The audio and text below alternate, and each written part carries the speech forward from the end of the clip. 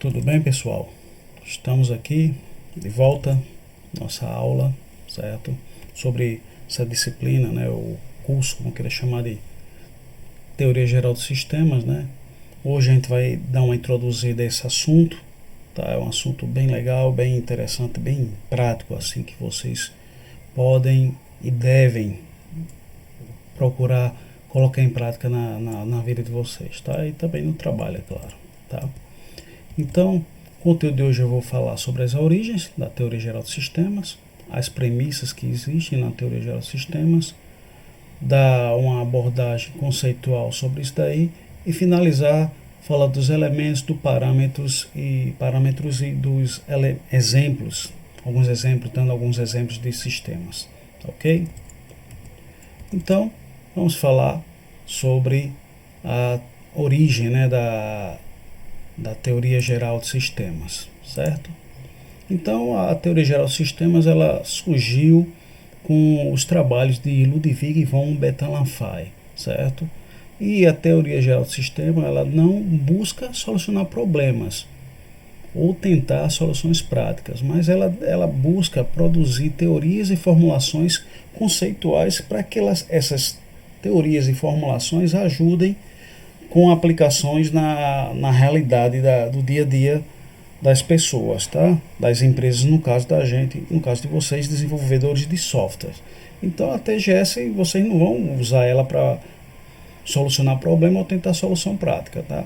Vocês vão entender os conceitos, certo? Entender a teoria melhor ainda e a partir disso daí conseguir aplicar na realidade empírica, certo? Isso daí dependendo de cada problema que apareça, certo?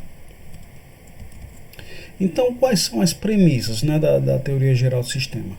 Então, ela se baseia assim, em três premissas básicas, né?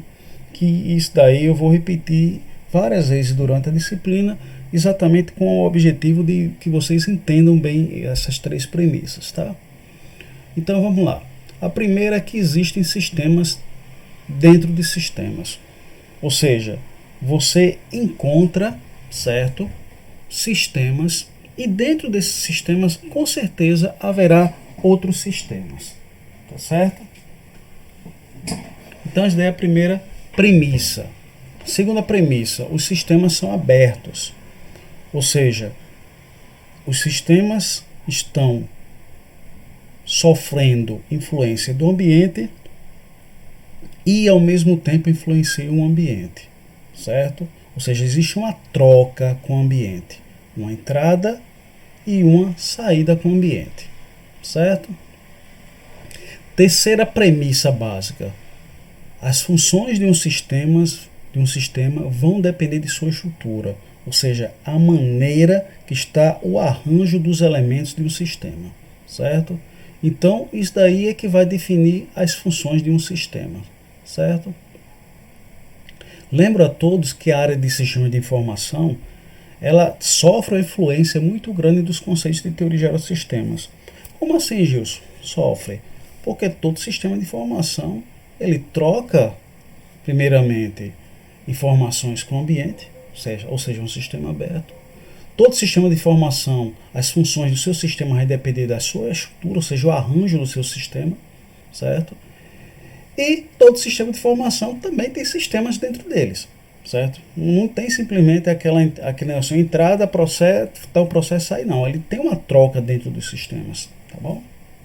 Então, por causa disso que o sistema de informação sofre influência dos conceitos de teoria geral do sistema, tá? Então, o que é a teoria geral de sistemas, tá, pessoal? Ela é o quê? É uma teoria que tem por objetivo melhorar a compreensão da gente sobre os sistemas, né? E podendo ser usada de forma geral a todo tipo de sistema. Outra coisa interessante é que a teoria geral do sistema ela é interdisciplinar, ou seja, para você poder compreender e aplicar bem os conceitos da teoria geral de sistemas, você tem que entender conceitos de filosofia, sociologia, biologia, administração e outras áreas, tá? Em termos gerais, a teoria geral do sistema ela visa entender o ser humano e o seu ambiente como parte de um sistema, que existe uma interação entre ser humano, entre ambiente, e busca entender essas interações sobre várias perspectivas, ou, como vocês queiram, através dessas perspectivas interdisciplinares, certo? Ela busca prover uma linguagem geral, fazendo a ponte entre todas essas áreas que eu mencionei antes, administração, filosofia, biologia, certo? E agora, o que seria um sistema, pessoal? Tá? A gente falou o que é teoria geral do sistema, mas o que é um sistema, certo? Então, de uma forma bem pragmática, ou diria resumida, um sistema é o que? É um conjunto de elementos que são interdependentes e interrelacionados, e esse sistema tem um objetivo comum, tá? Então, na hora que alguém lhe apresenta algo e não tem um objetivo comum, ou não existe uma interdependência, ou não tem uma interrelação entre os elementos, isso daí não se configura como um sistema, certo? E isso quer dizer o quê? Que todas as áreas de conhecimento possuem sistemas. E os sistemas possuem características e leis interdependentes da área que se encontram esses sistemas. Tá? Aí vou dar dois exemplos de sistemas. Né? Vou dar alguns exemplos, melhor falando. O carro, certo? O carro tem um sistema de ignição, sistema de combustível, sistema elétrico. Tá? Corpo humano tem um sistema endócrino, sistema digestivo. Computador também tem um sistema de entrada, de processamento, de saída. Né? Uma empresa tem vários sistemas ali dentro da empresa. Tem o sistema financeiro, o sistema de marketing, o sistema de produção, de recursos humanos. Tá? Observem que todos esses sistemas, vou voltar aqui para essa telinha, tá? Tem sistemas que existem dentro desse sistema, certo? Que seria essa primeira premissa. São sistemas abertos e, dependendo das funções de um sistema, vai ter uma estrutura diferente, tá? Ou seja, você não vai ter uma empresa com a mesma estrutura, porque cada um vai ter um arranjo diferente de uma empresa da outra, tá? Só para a gente ficar no exemplo da empresa. Contra-exemplo, as pessoas que caminham na rua. Elas estão lá com vários objetivos diferentes, ou seja, não se configura um sistema. E quais são os elementos, né, dos sistemas que compõem o sistema? Tá? Então, o primeiro elemento são os objetos, que são, vamos dizer assim, o que existe dentro do sistema. Do ponto de vista estático, são parte dos sistemas. Do ponto de vista funcional, cada objeto lá tem uma função a ser desempenhada. Se você pegar, por exemplo, o sistema do computador, computação, tá? O disco rígido, ele do ponto de vista estático faz parte do sistema, é uma parte, mas do ponto de vista funcional ele tem uma função desempenhada diferente, por exemplo, do teclado. O teclado tem a função de entrada de informações através do teclado. O disco rígido HD, ele já tem a função de armazenar aqueles dados ou aquelas informações no sistema do computador. Segundo elemento, os relacionamentos, certo? Que são as fronteiras entre os objetos que fazem a ligação entre eles. Tá? Ou seja, quando você digita alguma coisa, você os digita usando um teclado, que é um objeto, e tudo que você digita vai sair em outro objeto lá, que seria, por exemplo, o monitor ou a tela do sistema computacional. Mas observe que tem uma relação, que algo que liga, que faça com que você, quando digita uma tecla, apareça lá na tela do seu computador. E para isso tem que ter um relacionamento, tem que ter uma ligação, mas existe uma fronteira entre os objetos. Tá? Terceiro elemento são os atributos, que são as propriedades, né? Que é o que manifesta algo conhecido, observado. Tá? Então o teclado ele tem que ter um atributo lá, tem que ter as letras lá, tem que ter uma cor, tem que ter um tamanho. O monitor, por exemplo, também tem que ter um tamanho, tem que ter as cores que funcionam, né? Tem que ter uma fonte de energia. Propósito, objetivo, seria o que? A finalidade, né? Que você pegando todo o sistema, certo? Você pegando cada objeto tem uma finalidade objetivo, mas que no final vai ter o que? O globalismo, né? Que seria o que? Que cada um, que qualquer unidade irá afetar devido ao relacionamento entre elas. Então imagine só, você liga o seu computador, tá lá os objetos lá, o seu sistema, o monitor e o teclado, mas por algum motivo você digita e não sai nada do seu monitor. Ou seja, na hora que existe alguma coisa errada funcionando no seu teclado, vai influenciar o quê? O seu monitor. Isso dá um exemplo de globalismo ou totalidade, certo? E isso vai evitar, de alguma maneira influenciar o quê?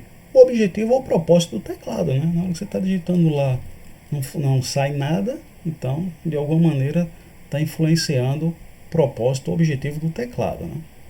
E o meio ambiente é onde se encontra o que se encontra fora do sistema, certo? Mas que não pode ser controlado pelo sistema. Um exemplo aqui é só a fonte de energia, não está vamos dizer, até certo ponto, se o seu notebook tiver uma bateria interna, ele tem lá uma fonte de energia interna. Mas na hora que deixa de funcionar a fonte de energia externa, se acabar a bateria, a energia da bateria já não funciona mais, né? Tá? Então, o limite do sistema define o sistema de qualquer outro, ou seja, ele faz a limitação entre o sistema de informática, o computador aqui, e o ambiente, né? E as unidades básicas dos sistemas são os elementos dos sistemas. E dentro de um sistema pode existir subsistemas. Por exemplo, aqui, você pegar o computador, tem um sistema de refrigeração, um sistema de energia, um sistema de armazenamento de dados, né? E a forma como os elementos do sistema estão organizados ou arranjados, a gente chama de configuração. Tá?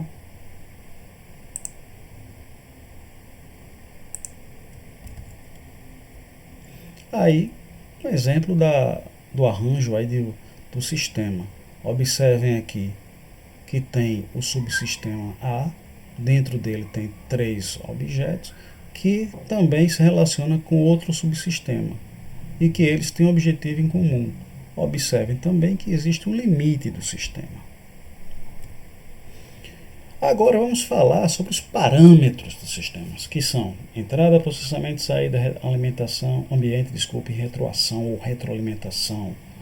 A gente vai falar muito durante esse curso e é obrigação de vocês entenderem e compreenderem bem os parâmetros do sistema. Entrada ou input, processamento, saída ou output, o ambiente, a retroação ou retroalimentação ou feedback. Comecem a gravar. Tá? Não tem aquela propaganda de compre batom. Pois bem, parâmetros do sistema, entrada, processamento, saída, ambiente e retroação. Tá? Então isso é muito importante que vocês entendam. Então vamos lá. O primeiro parâmetro do sistema é a entrada, ou o input, né? É o que o sistema importa do meio ambiente para que seja processado por ele, certo? Em geral, ele é composto por substantivos, podem ser dados, certo? Energia ou materiais, ou recursos, né? Ou matéria-prima ainda pode ser chamada. Então, são exemplos de entrada do sistema. Processamento é a operação interna do sistema. Ele fica entre as entradas e as saídas. O objetivo dele é transformar e processar as entradas e proporcionar as saídas. E sendo que esse processamento ele pode sofrer uma divisão lógica do trabalho, né? Ou seja, pode dividir em várias atividades, que também pode se desdobrar em várias partes do sistema que a gente vai chamar aqui de subsistemas, que precisam trabalhar de maneira integrada para que garanta uma forte coesão entre o sistema. A saída ou output, foi como eu falei antes, é o resultado do processamento, certo? Todo sistema produz uma ou várias saídas. Não existe sistema que não produza uma saída. Por meio da saída, o sistema exporta o resultado de suas operações para o ambiente, certo? Aí alguns exemplos de saídas de uma empresa: produtos, lucros, serviços, pessoas aposentadas, poluição, informações. E o ambiente é o que envolve o sistema. Lembrando o que eu falei antes, o sistema é influenciado pelo ambiente através das entradas e influencia o ambiente através das saídas. Um exemplo: entra a matéria-prima, sai o quê? Poluição. Então a poluição, interfere no ambiente. E para que um sistema seja viável e sobreviva, ele deve adaptar seu ambiente por meio de constante ajuste, ou adaptações, como queira chamar, certo? E por último, a retroação, que seria o quê? É esse mecanismo segundo o qual uma parte da saída volta para a entrada, certo? Essa retroação ela serve para comparar se o sistema está funcionando bem de acordo com um determinado padrão. Quando ocorre alguma diferença entre aquele padrão e a saída, certo? Essa retroação é que vai ter que regular isso daí para que fique dentro do padrão estabelecido. Um exemplo aí, o sistema nervoso do ser humano, né? Você tem alguma maneira de sentir se está fazendo muito frio, então você vai ter que fazer uma retroação. Essa retroação vai indicar que você tem que se vestir ou trocar de roupa, alguma coisa assim. Os tipos de retroações, né? A positiva, se o sinal se a ação estimuladora da saída diz que está tudo ok, ó, beleza. Se o sistema indicou que as vendas aumentaram, né? Então beleza. Ou uma retroação negativa, as vendas caíram. Então, e aí esquema de um sistema, certo? Observem aí as entradas, processamento, a saída, a retroação. Outro exemplo de sistema, as entradas, a farinha, ovos, leite, tem um processo, gera uma saída. A retroação é o que? A verificação do ponto do bolo. Aí, mostrando mais ainda esse sistema que a gente viu aqui, ele expandido, né?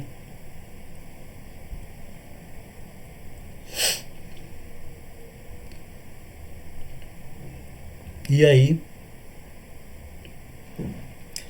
exemplo de um sistema. E aí, exemplo de um sistema, como eu estava falando. Observem que tem vários subsistemas, né? Tem várias interações. Aí as nossas referências, tá bom? E se alguém tiver alguma dúvida, pode entrar em contato. Tem o nosso canal aí de YouTube, onde vocês podem nos comentários botar alguma dúvida. E fora isso, tem os outros canais também para que vocês possam tirar, além da aula síncrona, que tem essa função. Tá bom, pessoal?